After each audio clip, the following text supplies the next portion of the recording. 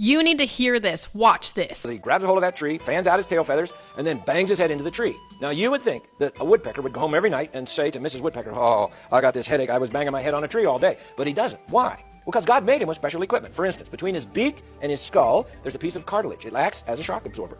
His skull is the thickest bone per body weight of any creature. As a matter of fact, brain surgeons study the brains of woodpeckers, how they're hooked in there and everything, to help them with like trauma people in accidents, that they need to put their brains back in there. And so they study woodpeckers.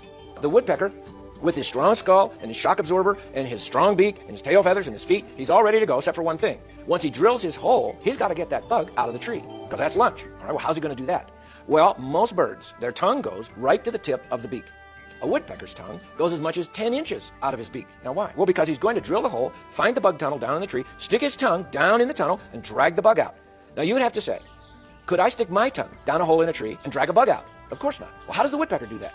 Well, God made the woodpecker with little barbs on the tip of his tongue, and he will literally stab that bug larva down in there because it doesn't want to come out. But in case that's not enough, he has a little glue factory in his tongue that manufactures precisely the right glue to stick to the bug, but it doesn't stick to his beak.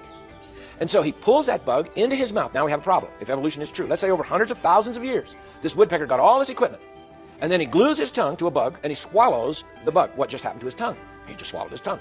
He dies. He just strangled himself. Okay, but he doesn't. Why? Well, because as he brings the bug into his mouth, he has another little factory that manufactures the solvent to dissolve the glue. So he dissolves the glue, loosens up the bug, swallows the bug. God made him that way.